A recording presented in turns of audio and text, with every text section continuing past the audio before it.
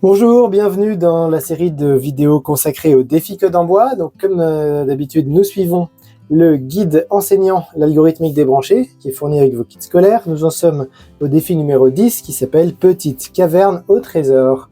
S'il y en a une grande, alors c'est la petite.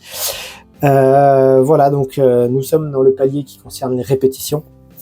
Et donc là, on va apprendre à répéter avec plusieurs actions dans une répétition. Alors, j'ai fait exprès de laisser le programme du défi précédent sur la vidéo qui consistait à aller chercher un seul et unique trésor tout au bout du chemin. C'est-à-dire que sur ce parcours, en fait, il n'y avait pas tous ces trésors-là, il y avait juste le dernier qui était là. Donc, on avançait 6 fois et ensuite on creusait. La différence ici, c'est que il va falloir creuser à chaque fois qu'on avance. C'est-à-dire que sur chaque case, on a besoin de creuser. Donc les deux actions d'avance et creuse, elles sont en quelque sorte jumelées, elles sont associées l'une après l'autre, donc c'est pour ça qu'on va les coller. Hop, et donc on met le creuse à l'intérieur de la répétition, et on a ce qu'on appelle une répétition. Alors, on va répéter un motif, hein. On va répéter pas une action, mais un motif d'action. Donc on y va. Répète 6 fois, avance, creuse. Donc là, il faut bien dire les deux. J'avance et je creuse. Là, je l'ai fait une fois. Hein.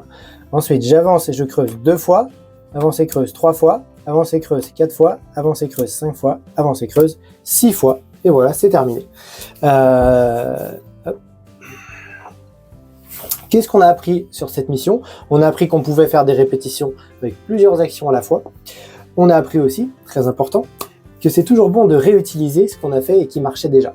Vu que là, on a juste à adapter notre programme précédent en déplaçant une seule brique, il n'y a même pas de brique à ajouter, il faut juste faire un déplacement de briques et on a notre nouvel algorithme.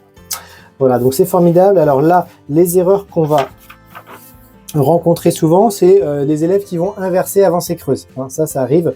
Du coup, qu'est-ce qui va se passer si on inverse avancer creuse? On va creuser sur la première case qui sera vide et on ne creusera pas sur la dernière case. Donc on ne prendra que les 5 premiers trésors.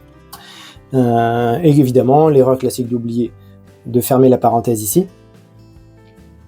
Une façon de s'en rendre compte, c'est de prendre un crayon ou une règle et de regarder si on est bien revenu au même niveau. Hein, voilà. Si c'est le cas, c'est que c'est bon. Voilà, merci d'avoir suivi et rendez-vous au prochain défi.